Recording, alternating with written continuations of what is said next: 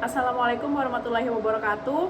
Saya Dita Asmana dengan nomor induk mahasiswa 19321254. Di kesempatan kali ini saya akan membahas mengenai tentang demokrasi. Jadi langsung saja kita mulai. Yang pertama itu adalah pengertian demokrasi. Istilah demokrasi itu berasal dari bahasa Yunani, yakni demokratia.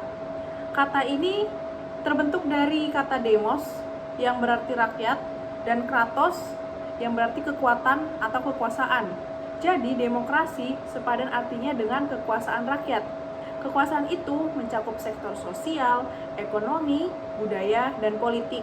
Nah, tadi kita sudah membahas pengertian demokrasi secara kata per kata. Sekarang kita akan membahas tentang apa sih itu demokrasi secara umum.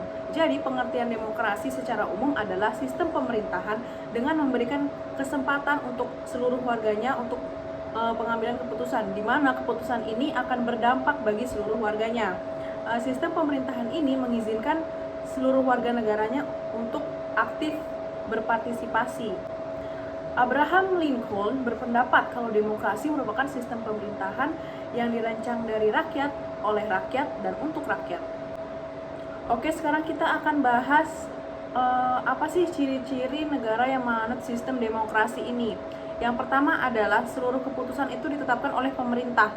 Jadi berlandaskan atas aspirasi dan kepentingan warga negara. Jadi bukan atas dasar kepentingan pribadi atau kelompok apapun, itu harus berdasarkan suara terbanyak dan ditetapkan oleh pemerintah. Yang kedua adalah menerapkan ciri konstitusional. Ciri konstitusional ini merupakan hukum yang berjalan itu harus berlaku seadil-adilnya tanpa ada kecurangan. Nah, yang ketiga, mempunyai perwakilan rakyat. Urusan negara, kekuasaan, dan kedaulatan rakyat memiliki wakil. Wakil itu disebut anggota dewan. Mereka sudah dipilih melalui pemilihan umum, di mana pemilihan umum itu juga disetujui oleh rakyat.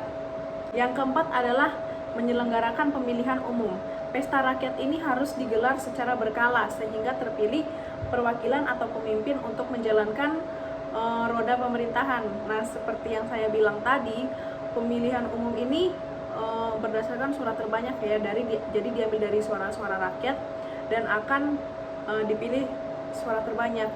Yang mana suara terbanyak itu akan menjadi pemenangnya dan mewakili atau menjalankan tugas untuk berada di pemerintahan, seperti itu.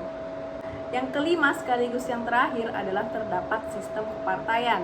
Partai adalah salah satu sarana atau media untuk melaksanakan sistem demokrasi. Dengan adanya partai, rakyat bisa dipilih sebagai wakil rakyat atau sebagai penerus aspirasi, sehingga pemerintah bisa mewujudkan keinginan rakyat. Sekaligus wakil rakyat bisa mengontrol kerja pemerintah juga. Apa aja sih atau negara bagian mana sih yang sudah menerapkan sistem demokrasi? Nah, contoh negara yang sudah menerapkan sistem demokrasi adalah tentu saja negara kita sendiri adalah Indonesia.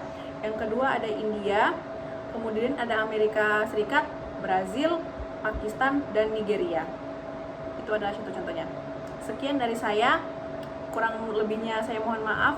Wassalamualaikum warahmatullahi wabarakatuh.